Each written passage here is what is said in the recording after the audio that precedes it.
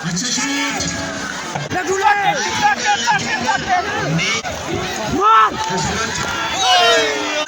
तमाम scout volunteers match and हो चुका है।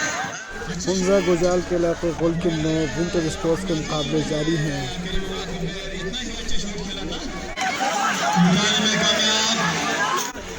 आइस हॉकी में सेमीफाइनल के 2 मैच आज खेले गए।